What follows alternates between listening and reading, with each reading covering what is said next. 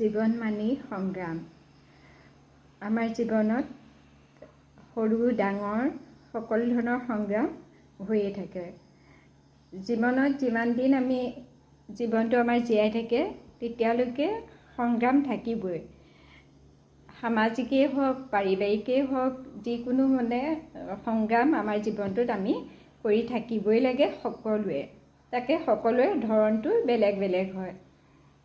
কাৰোবাৰ অকণমান ডাঙৰ সমস্যা থাকিব বা ডাঙৰ কিবা কামত তেওঁ সংগ্ৰাম কৰিবলগীয়া হ'ব পাৰে। কোনোবাই সৰু সৰু কিছুমান কথাতো সংগ্ৰাম কৰিবলগীয়া হ'ব পাৰে। কিন্তু সংগ্ৰাম আমাৰ জীৱনত থাকিবই। জীৱন মানেই সংগ্ৰাম, আৰু সংগ্ৰাম নাইকিয়া জীৱনৰ কোনো মাদকতাও নাই।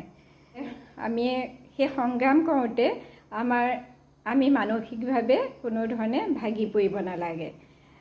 আমি মনত এটা জোৰ ল'ব লাগে যে আমাৰ জীৱনত আমি সংগ্ৰাম কৰিয়েই যাব লাগিব। জীৱন মানেই সংগ্ৰাম। গতিকে আমি যিকোনো সমস্যাৰ সন্মুখীন হ'বলৈ সদায় মানসিকভাৱে প্ৰস্তুত হৈ থাকিব লাগে, আৰু তেতিয়াই আমি সকলো সংগ্ৰামতেই জিকিবলৈ সক্ষম হওঁ। আমি যদি মনটো ভাঙি পেলাওঁ, গতিকে দুৰ্বল কৰি দিওঁ, তেতিয়াহ'লে আমি কেতিয়াও জীৱনৰ সংগ্ৰামত জিকিব নোৱাৰোঁ। আৰু যিমান দিন আমাক ভগৱানে জীয়াই ৰাখে আমি সিমান দিনটো জীয়াই থাকিব লাগিব, সংগ্ৰাম কৰিবই লাগিব।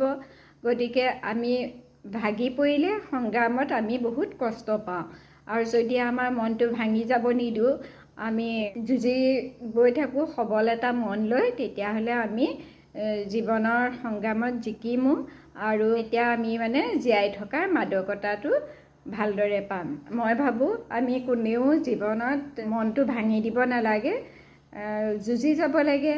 সৰু সৰু কথাত হ'লেও বহুত সংগ্ৰাম কৰিবলগীয়া হয়। ডাঙৰ ডাঙৰ কিছুমান সমস্যাটো থাকেই।